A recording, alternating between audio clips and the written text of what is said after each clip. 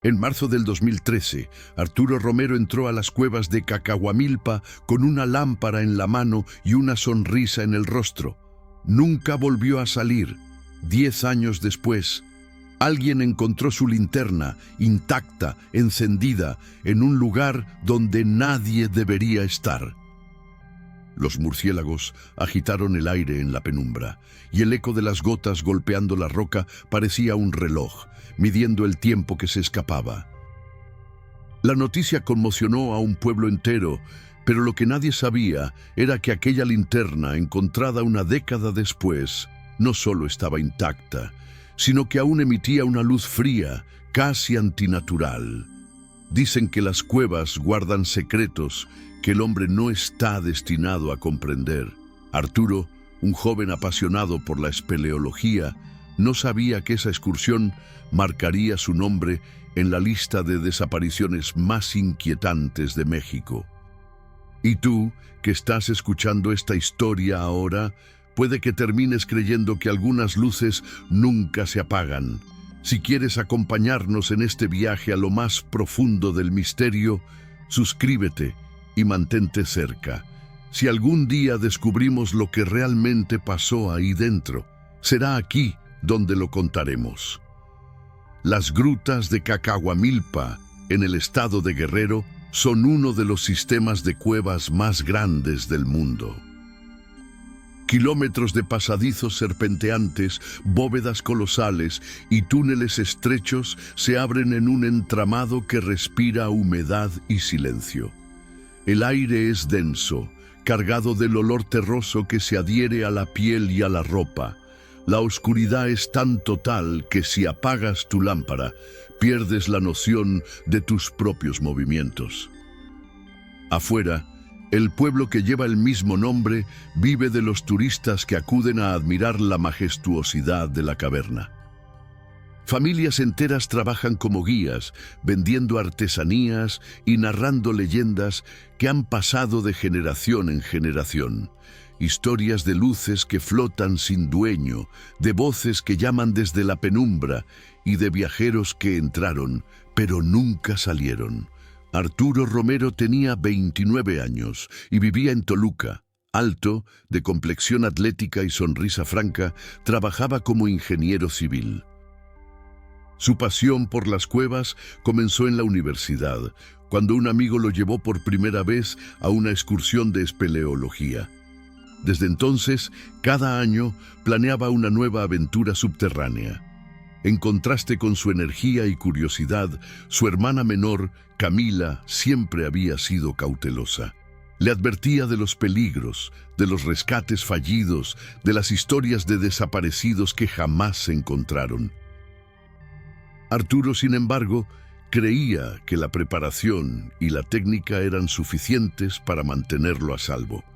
Esa confianza sería el hilo que lo conduciría a la oscuridad. En los días previos a su última excursión, Arturo había comentado a varios amigos que quería explorar un túnel poco documentado, uno que no aparecía en las rutas turísticas ni en los mapas oficiales. Decía que lo había visto en un foro especializado, junto a fotos granuladas y relatos de un explorador anónimo que hablaba de una sala de piedra viva, donde las paredes parecían moverse cuando uno no las miraba directamente. El 11 de marzo de 2013, 3 días antes de su desaparición, Arturo llegó al pueblo de Cacahuamilpa con su mochila, equipo de escalada y una lámpara de alta duración que había comprado especialmente para esta expedición. Pasó la primera noche en una pequeña posada regentada por don Ernesto, un anciano guía retirado. Según contó después don Ernesto, aquella noche Arturo estuvo revisando unos mapas dibujados a mano y anotando coordenadas.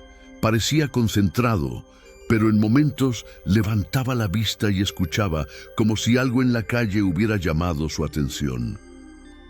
El segundo día, mientras compraba provisiones, un niño del pueblo se le acercó y le dijo: «No vayas por el túnel de la garganta.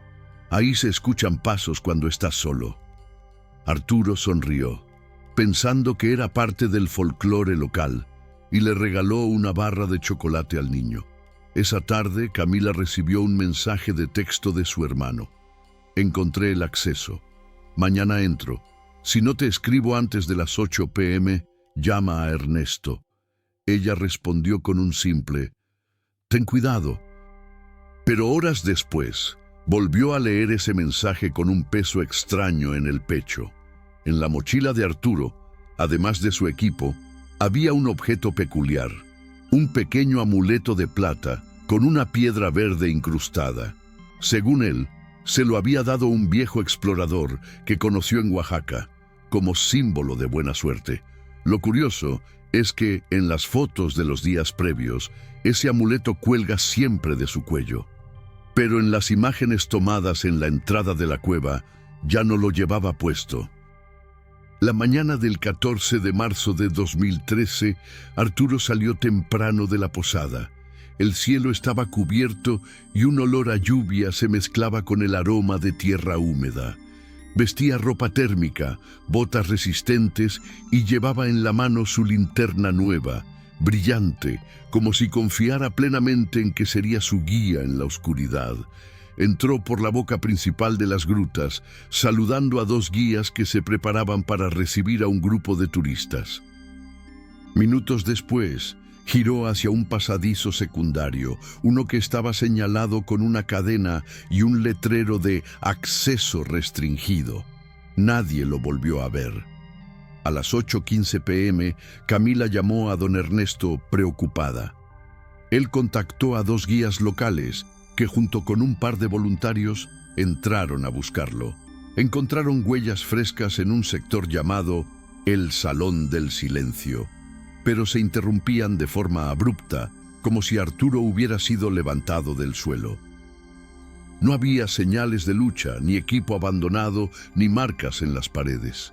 Solo un rastro mínimo, una botella de agua medio vacía, colocada cuidadosamente en una roca, y una página arrancada de una libreta, sin escritura, pero con un borde quemado. La búsqueda oficial comenzó esa misma noche, extendiéndose durante días.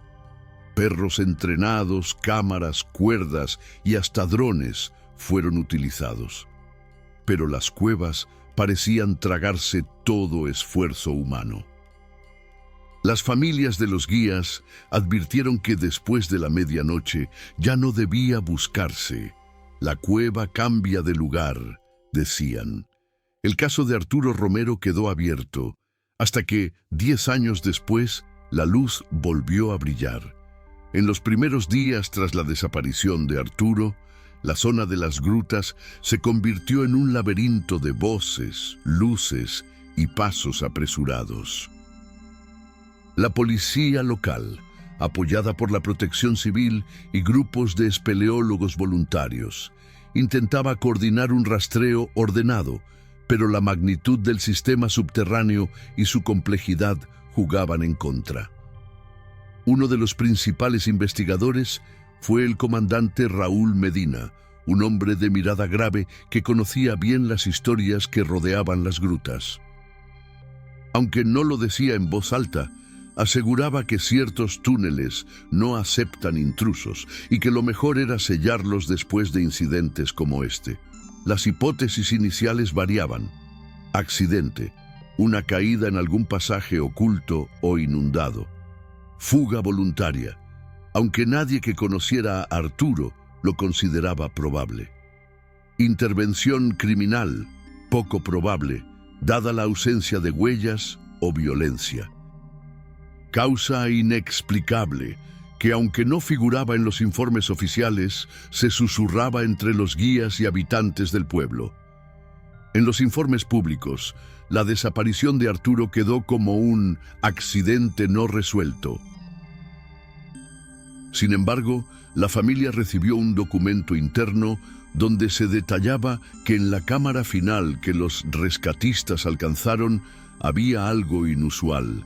Las baterías de las lámparas se drenaban en minutos, los equipos de comunicación fallaban, y uno de los exploradores dijo haber escuchado muy cerca de su oído una voz masculina susurrar su nombre. Aunque él era el único con ese nombre en el equipo, Con el tiempo, el caso dejó de ocupar titulares, pero en Cacahuamilpa se convirtió en un relato recurrente en las fogatas y en las pláticas de cantina. Algunos afirmaban haber visto, en noches sin luna, una luz moverse dentro de las cuevas, una luz demasiado intensa y constante para ser humana. Camila, sin embargo, nunca dejó de buscar respuestas.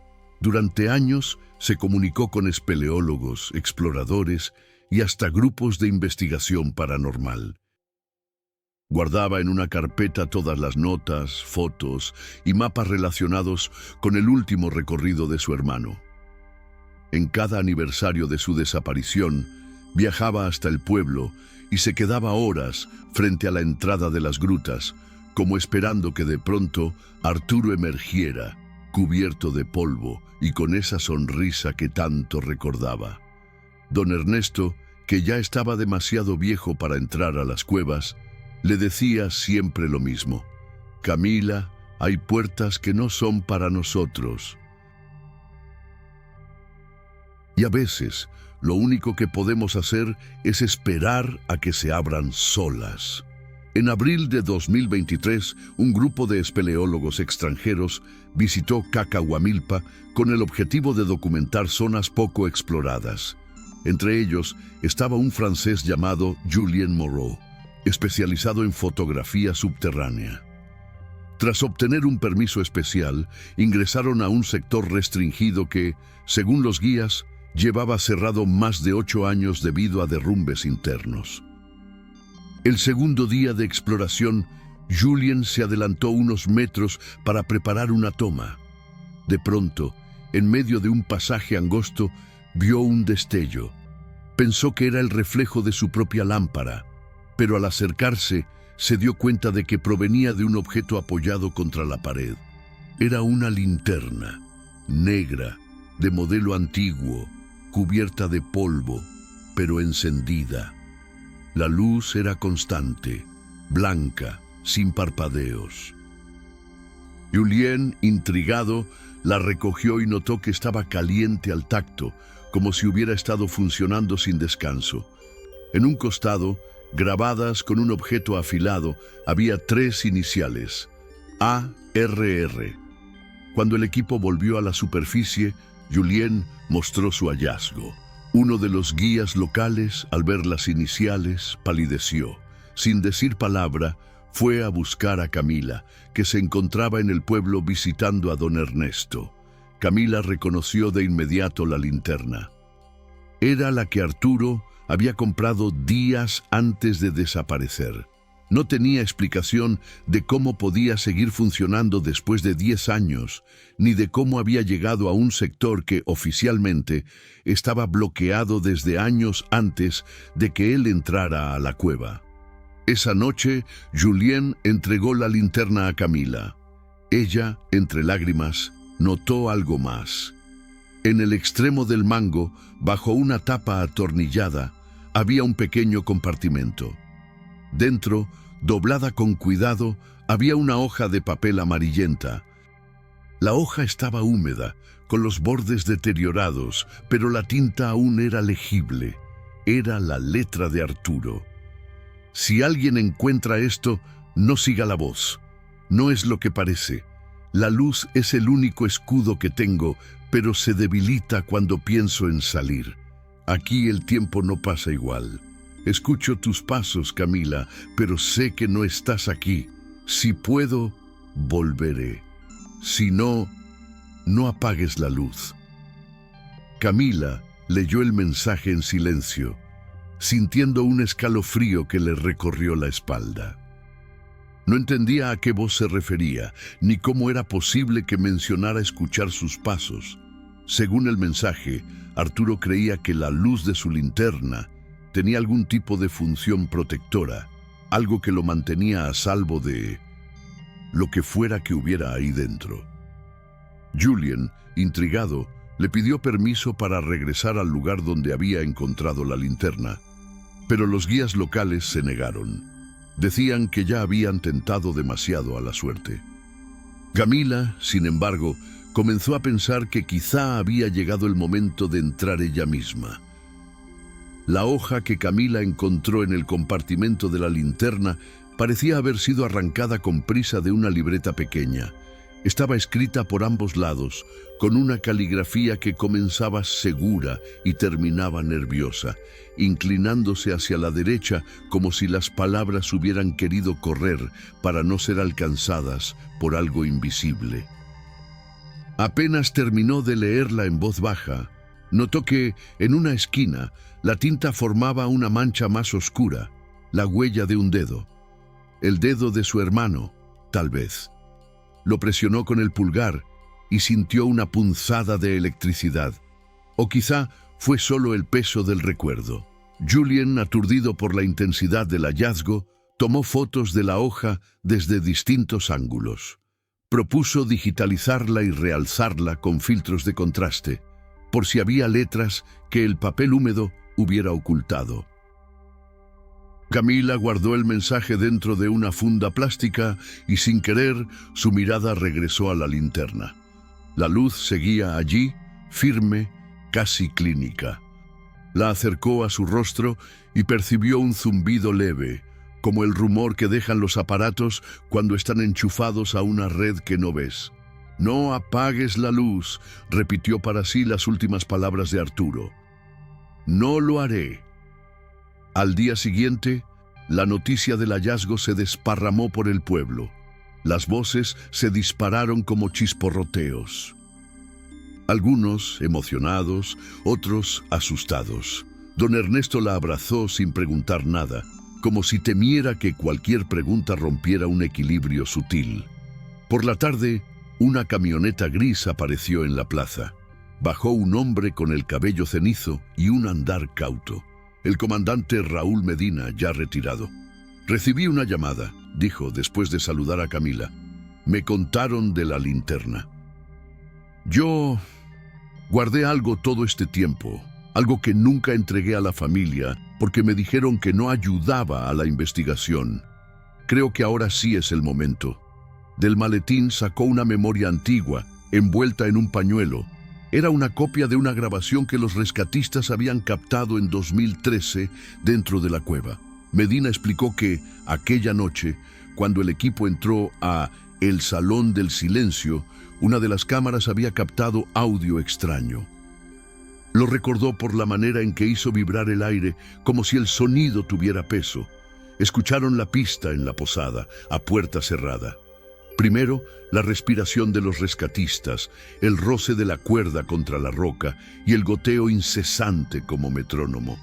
Luego, una pausa, un rescoldito de viento y entonces, apenas audible, una voz masculina más cerca de lo que indicaba la reverberación del lugar. «No apagues la luz». Camila sintió hielo en la nuca. Julien miró fijamente la bocina, como si pudiera atravesarla y ver el momento exacto en que la voz tocó el aire. Don Ernesto bajó la mirada y se santiguó. Medina, serio, se llevó la mano a la frente. «No lo hice público», confesó. «Pensé que era eco, pareidolia, un autosugestionamiento del equipo, pero ahora que la linterna apareció y ese mensaje...» Se le quebró una sílaba, como si la cueva hubiera trepado por su garganta. «Ahora creo que Arturo la dijo, o alguien con su voz». La palabra voz flotó en la habitación más tiempo del que debía, como si de pronto se hubiera convertido en objeto. Esa noche, Camila tomó una decisión que venía masticando desde 2013. Iba a entrar, no por impulso, sino por una promesa silenciosa que se había hecho el día del velorio vacío. Ese ritual sin cuerpo que los deudos de desaparecidos pasan una y otra vez. No pensaba arriesgar la vida por capricho. Quería regresar al punto exacto donde hallaron la linterna. Quería leer el resto del mensaje que su hermano no pudo dejar. Si en verdad el tiempo no pasa igual ahí dentro, quizá quedara algo de él en los bordes, como un perfume que se resiste a desaparecer. Julien se ofreció a acompañarla. «No como fotógrafo», dijo, sino como testigo. Medina dudó, pero al final aceptó guiar desde fuera, coordinando con jóvenes guías locales. Don Ernesto, con una ternura antigua, le ató a Camila la pulsera de cuero que su esposa le había tejido décadas atrás. «Para que te recuerden afuera, pase lo que pase adentro», dijo. Al amanecer, el cielo estaba limpio como cristalería reciente. Prepararon el equipo con cuidado ritmado. Cuerdas, cascos, lámparas principales y de respaldo, baterías, tizas para marcar el camino, un spray fluorescente para señales discretas y el mapa abierto en la mesa como si fuera la piel de un animal que necesitan comprender. La linterna de Arturo, envuelta en tela, iba en el pecho de Camila, colgando como un relicario pesado. Entraron en silencio. La temperatura bajó apenas cruzaron la boca de la cueva. El primer tramo, el que conoce el turismo, es amplio y generoso. Rocas gigantes como catedrales, columnas de calcita que lloran su siglo a siglo. A medida que avanzaron hacia los pasajes secundarios, el aire se volvió viscoso, denso. Camila sentía el peso de las paredes, el compás de su respiración, la linterna tibia contra su esternón. Julien marcaba discretamente rocas con un punto verde. Detrás, dos guías experimentados, Lucía y Beto, iban contando los pasos, un método que evita que la mente se desoriente cuando la luz engaña. Llegaron al desvío sellado años atrás. Las rocas colocadas para bloquear el paso tenían grietas finas como venas. Lucía, con manos firmes, movió uno de los bloques con palanca. Un aliento frío escapó de la oquedad, un olor a piedra mojada que nunca vio el sol. Camila encendió la linterna de Arturo y apuntó hacia adentro. La luz no era como las otras. No rebotaba, más bien parecía adherirse a las superficies, como un líquido pálido que lamía cada borde. Julien tragó saliva. En el silencio, el zumbido leve volvió, esa sensación de estar enchufado a algo. Avanzaron en fila. El pasaje se estrechaba y de vez en cuando se ensanchaba en cavidades donde el techo era tan bajo que obligaba a agacharse. Camila pensó en la frase de su hermano. «La luz es el único escudo que tengo». Se preguntó escudo contra qué. La cueva hacía su música, gotas, pasos, el roce de la tela, el jadeo medido. Fue entonces cuando el sonido cambió. Un murmullo, como un río lejano, pero sin agua. Después, un llamado, apenas un silabeo. Ella se detuvo. ¿Escucharon?, susurró. «Solo tus botas», dijo Beto. «Yo sí oí algo», agregó Julien. Como si alguien hubiera dicho, «Cam». El pelo de los brazos de Camila se erizó. Era la abreviatura que solo Arturo usaba. «Cam», continuaron. El túnel desembocó en una sala que no aparecía en el mapa. Las paredes eran lisas, pulidas por un proceso que no encajaba con la formación habitual de la cueva. Parecían haber sido lamidas por una lengua de viento.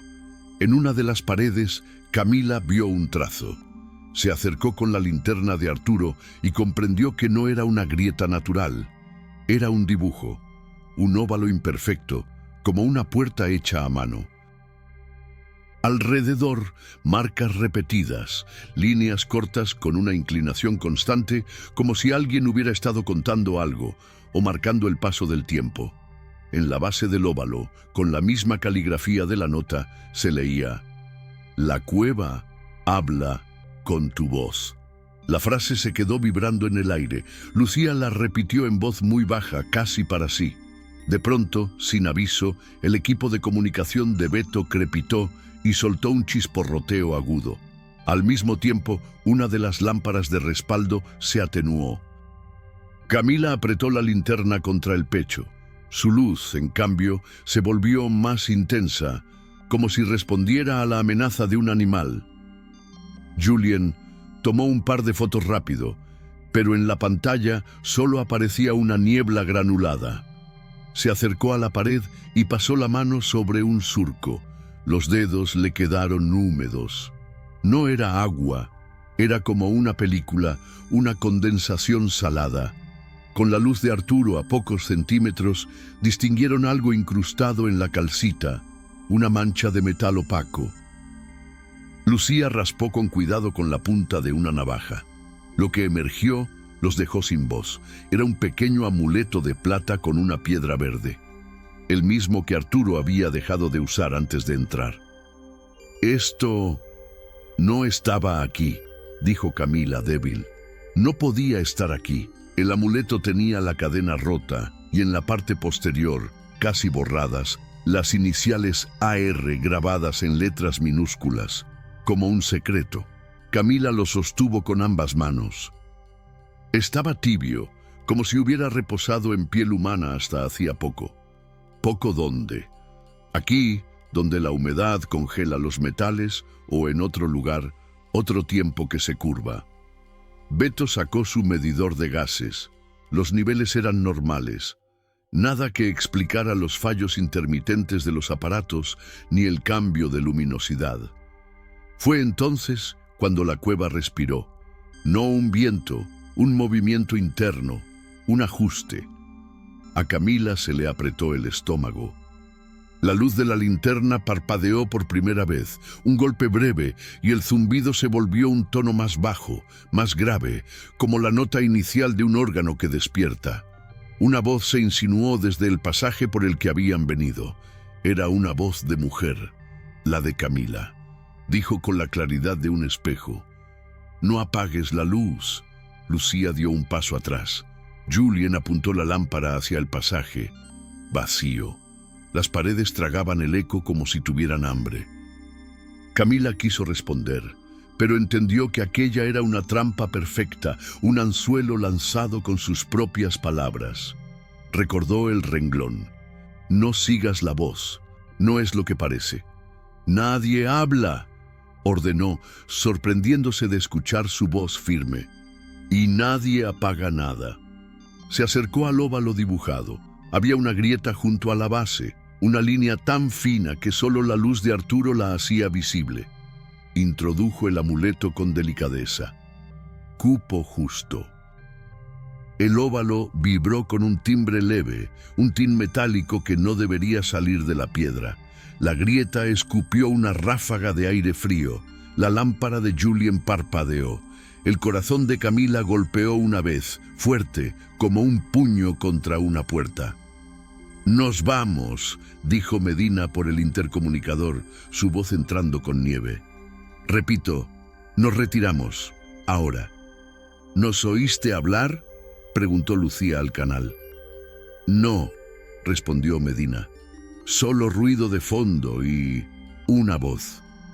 «Pensé que eras tú, Camila». Beto marcó el camino de regreso con spray, flechas amplias y dobles marcas. Camila guardó el amuleto en el bolsillo interior de la chaqueta. La linterna de Arturo, pegada contra el pecho, parecía latir. Cada cierto número de pasos sentía una leve aceleración en la luz, como si respondiera a su respiración. El retorno fue una cuerda estirada al límite. El murmullo del túnel crecía y decrecía, como si caminaran junto a una multitud invisible que a veces se acercaba y a veces se disolvía. Julien, detrás de Camila, notó que sus huellas en el lodo no coincidían a la vuelta. Había marcas cruzadas, plantas de pie que no eran de ninguno de ellos, medias lunas que se superponían y se extinguen sin dirección. Cerró la mandíbula para no decir nada. Las palabras, ahí dentro, se convertían en presas fáciles. Cuando por fin alcanzaron el desvío que daba a la ruta principal, el aire pareció despejarse.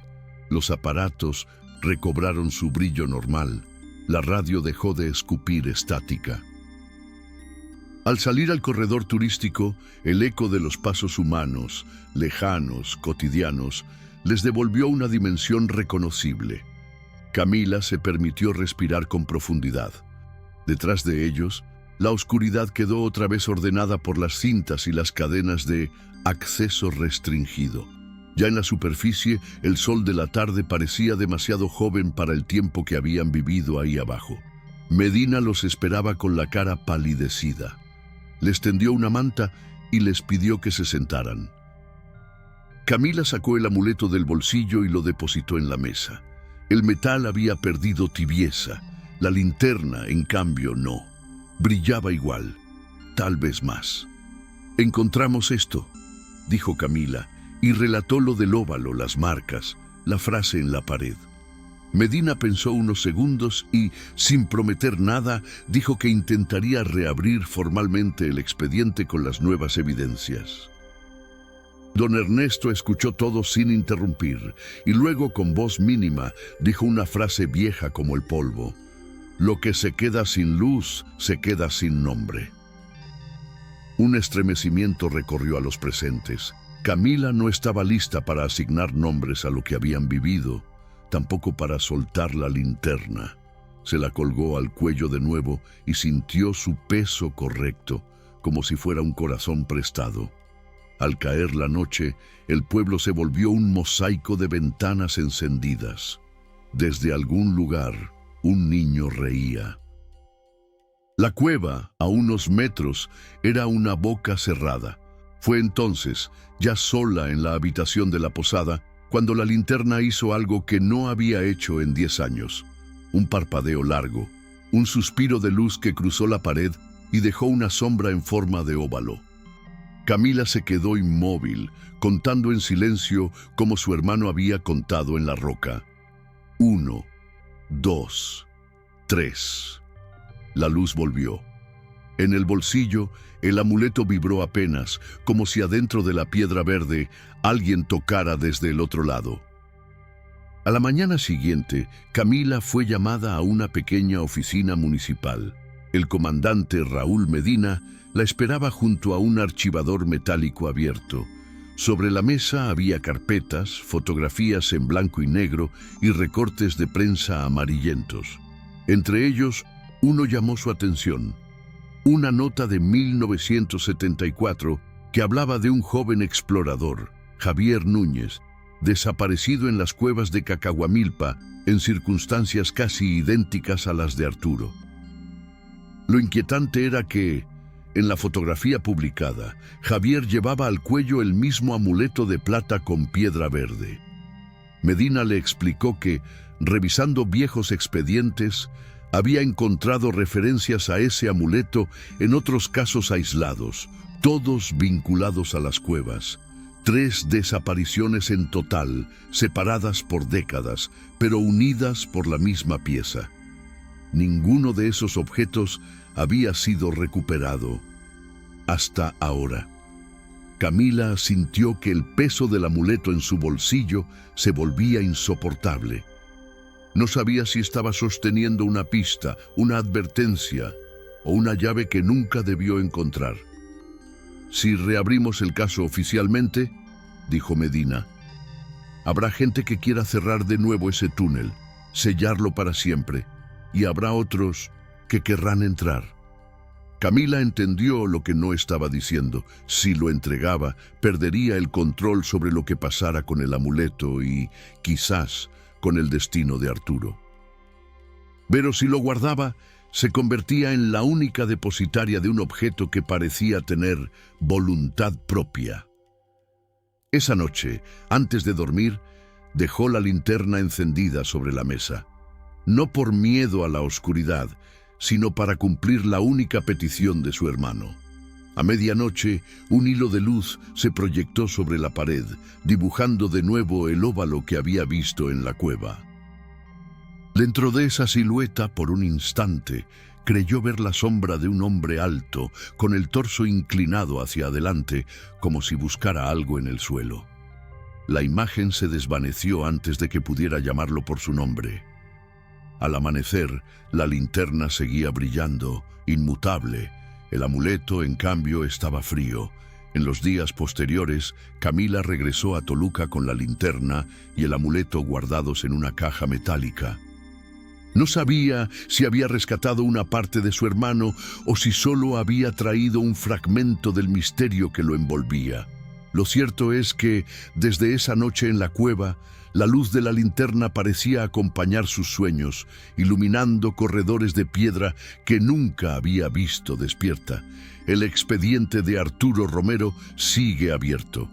Oficialmente no hay pruebas de vida ni de muerte. Extraoficialmente hay un amuleto, una linterna que no se apaga y un mensaje que todos quienes han entrado en contacto con la historia recuerdan palabra por palabra: no apagues la luz.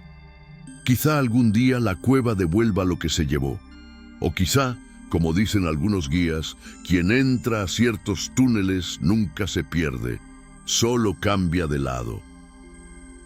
¿Tú qué crees? ¿Arturo sigue ahí, protegido por su luz, o la linterna brilla sola porque ya no hay nadie que la necesite? Si quieres saber cuándo demos con una respuesta, mantente cerca. Si descubrimos el final de esta historia, lo contaremos aquí, en Ecos del Silencio.